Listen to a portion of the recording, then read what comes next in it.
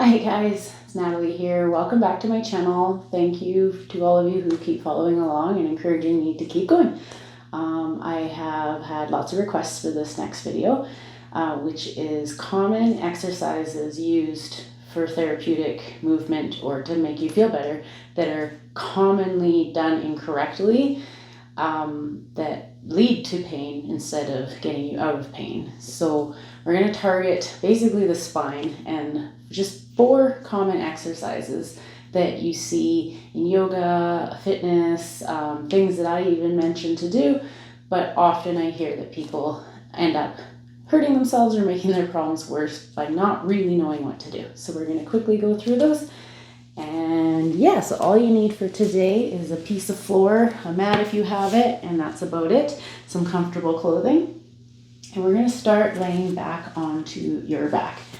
As I'm sure you've heard before, strengthen the core, strengthen the glutes to alleviate back pain.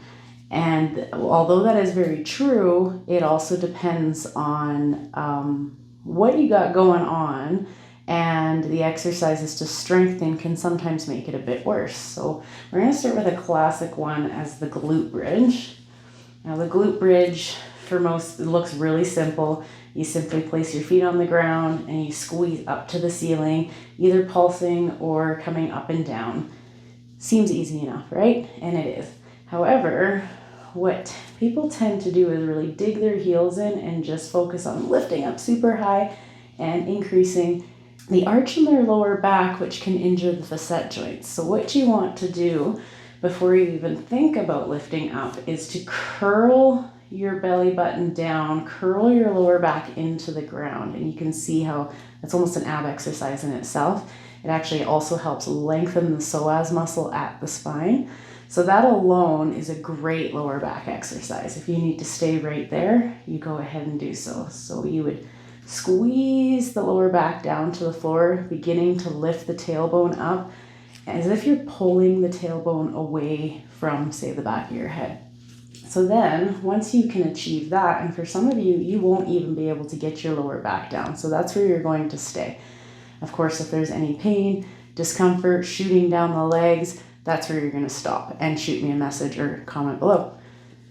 But if that's easy for you, you're simply going to curl your tailbone away from you, press your lower back down, and then begin to slowly lift up to the ceiling. So hips up.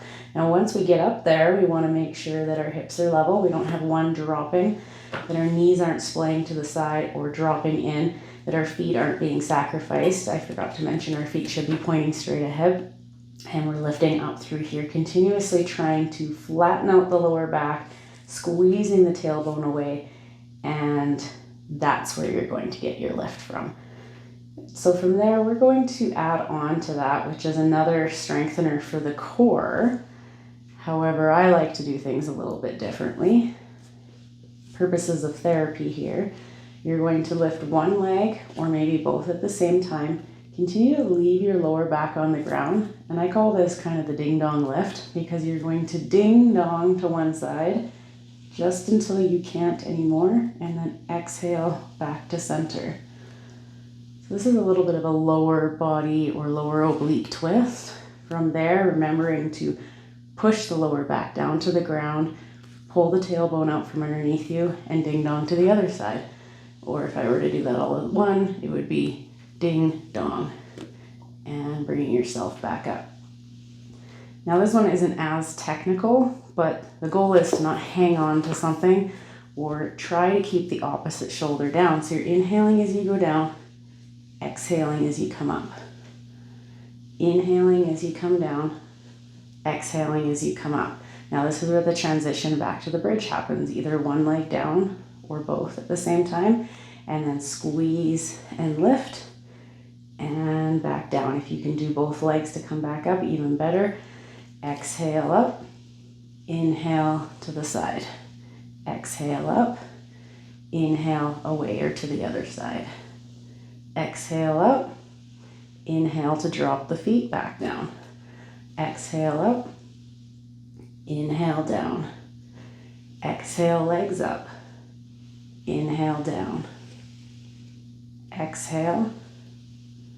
Inhale. Exhale. Inhale, keeping the lower back down as much as you can. Exhale, squeeze, lift with the tailbone. Inhale, down. Exhale, legs up. Inhale to the side.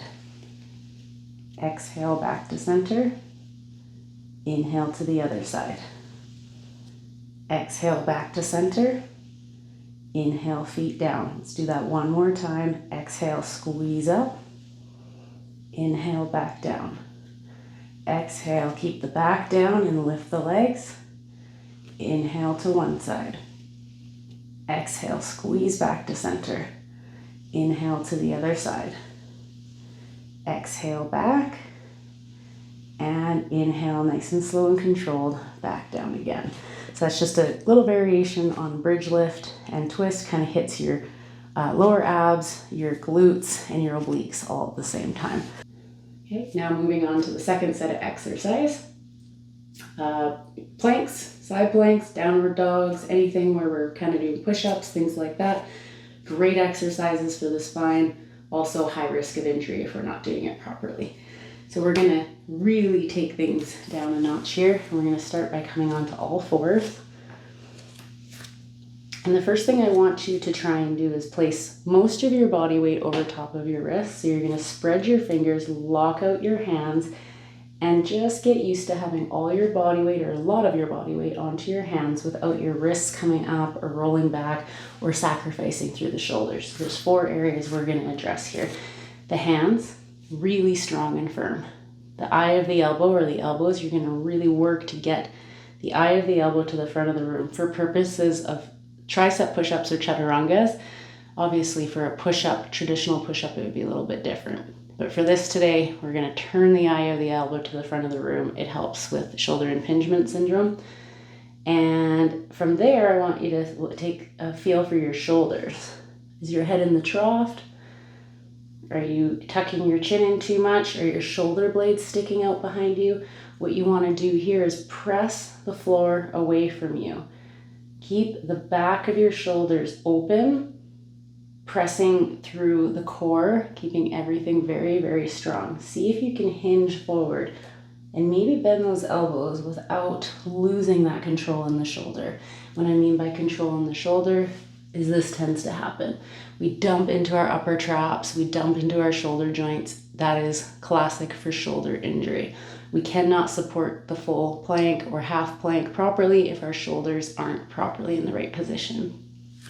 So for level 1ers, or those of you just getting started, you're just gonna gently start by practicing 2 things. Keep the hands down and floss your shoulders down and up, to getting used to those 2 positions. And then you're going to lock out at the top, pressing the floor away from you, keeping the shoulders strong and supportive the whole time. And then maybe shift forward a little bit from your knees and see what happens when you bend your elbows and back up. Let's do 3 of those. Good, 1 more. Good, and for a lot of you, that's gonna be a lot of work, and that's okay. But that's what I want you to work on as you shift into a half plank or a full plank. We don't want our shoulders dropping. We don't want our head in the trough. We don't want to lose our hands and wrists. We want it to be strong, pressing the floor away, curling up through the belly button area. Lower ribs are tucked in and holding here. And then maybe you can hang out, or maybe you want to seesaw forward and back, just to make sure those shoulders are locked. If you're interested in going through, it's called the Chaturanga.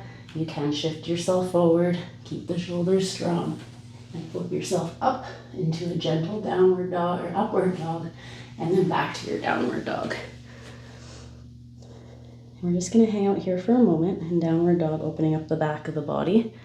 The same concept applies with the downward dog. Turn the eyes of the elbows forward. Press the hands into the floor, every part of the hands, and push the floor away from you with your shoulders. Keep your knees soft if you need to. Press, press, press.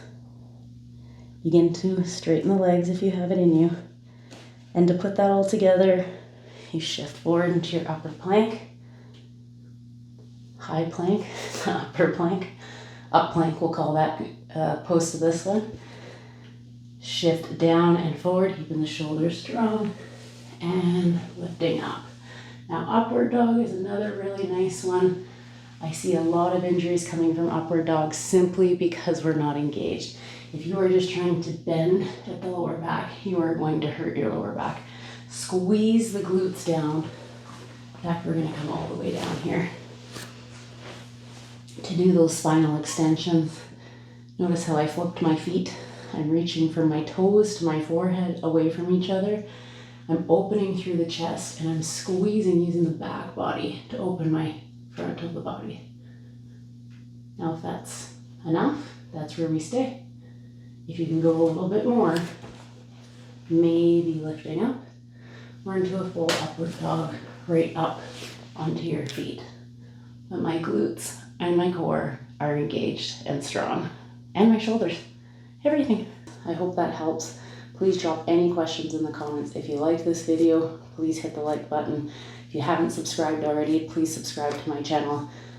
And happy healing. See you next time.